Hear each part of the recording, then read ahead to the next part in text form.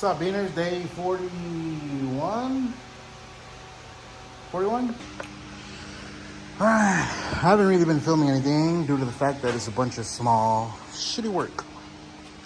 Like, it's a lot of work, but it's not very noticeable.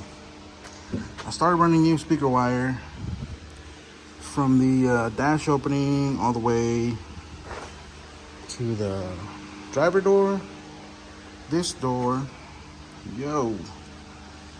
this door, and then up here I had some 6x4s.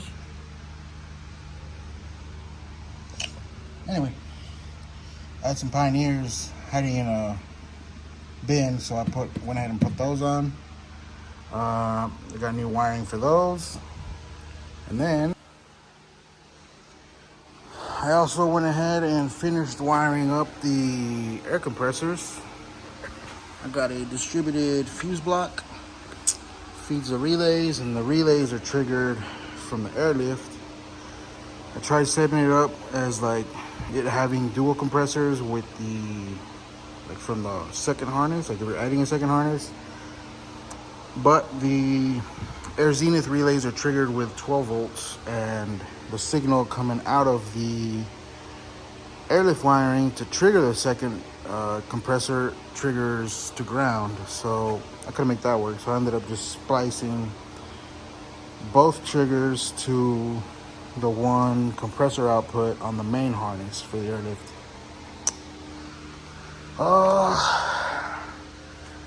I figured since I'm in here already that I was gonna pull out the evaporator for the air conditioner.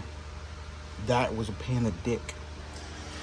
Now I found a video on YouTube that was super helpful, because most of the ones that I found, you gotta drop the dash or pull the dash out. While I would love to pull this dash out to replace it, it's gonna fall apart. And the homie Hector and Efrain actually found me a couple at a junkyard, but they're actually in way better shape. But I'm scared to pull them out because they're probably gonna crack more, because they got like, one of them has a little bit of cracks up here, and the other one, which is a 96, and it has like the cup holders up here instead of this ugly shit, has like one tiny crack over there. But I'm scared when I pull them out that I'm gonna finish tearing them up, and I don't have the time to do all that, because the dash on these is very involved and it's a pain in the dick, and I really don't want to do it. So I think for now I'm just gonna plastic weld the cracks and then just get a skin and cover it up and call it good. Anyway, for the evaporator, this is the cover. Look at all that shit in there. That's the old evaporator. But if you're doing this, it sits like this, right? Now, the bolts you need to take out are these, this one. There's these, which are up behind the cigarette lighter ashtray thing. And then there's this one and this one. These are pretty obvious. This one is a bitch to reach. Once you take these off, you got, I think that's it. But this one is the hardest one to find. I have to get in there with my phone and a flashlight and pinpoint it. But anyway, once you pull it out, this cover is glued to the main body.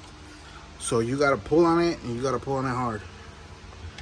So you might break it. See, and this is just silicone, it's just like RTV. But it's in there pretty good. Once you pull that shit out, then you can pull the evaporator out. And you'll end up with that. I'm gonna probably vacuum and try to blow all this dirt out. Clean that up. Try to blow out the inside of that. Get all the dust out of the vents as much as I can, and then put the new evaporator in, put all that back together. And then continue with the wiring. I still need to run wiring for passenger side door, which I got new speakers for the doors. I think I'm gonna reuse these on the back doors though. And then run into the doors, the one down there, and then the one up here.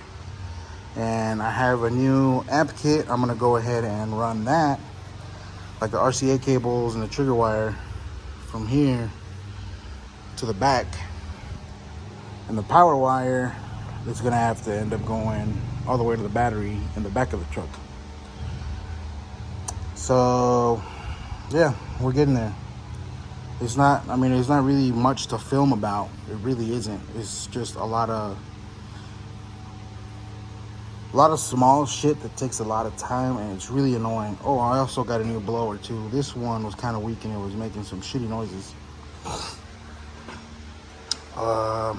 Oh, and a while back I had Hector refill my AC, and I found out why I wasn't blowing as hard. It's a big ass hole right there. But anyway, duct tape fixed that problem for a little bit. I'm gonna see if once I get that plastic welder, if I can cover that up. Just get some ABS or something. But yeah, I got a new heater core, new evaporator, new blower motor. The whole AC system is gonna be new. I got all the fittings to go from the evaporator core here to the compressor, and then from the compressor to the condenser, and then from the condenser I got a brand new line that goes back to the evaporator, and I have all the fittings to add the pressure sensor, and I got a binary switch too that kicks the compressor on. And I got that wiring. See, this one is the one that triggers it, but it has to go through here first. Signal comes from the dash, and then once it's up to pressure, this one triggers and it sends it to the relay, and then the relay sends it back to the AC. And this is pretty much a standalone AC system. Like, it's got nothing to do with the ECM, which BP did give me an AC transducer connection, which I think it has to go to a high pressure side. But the only thing it does is, like, once you turn on your AC and it kicks on, it'll idle up your truck, it'll kick your fans on or whatever, depending on the pressure that it's reading. So I might try to find the stock AC pressure switch and then just run it on the dryer, because I got a brand new dryer too. So yeah, not much of an update, but it's an update. Still working on this thing every day as much as I can. It is now 9:15. I'm fixing to get yelled at, and I'm fixing to start getting a bunch of calls. Oh, because I usually go inside about 9 o'clock. So let's oh, Hector came and picked up all this scrap metal, so that's cool. That's all I got, fellas. Trying to do as much as I can with the time that I have, with the resources I have. But you know what? We're chipping away slowly, so we'll get there. That's all I got for today, Beaners. Peace out.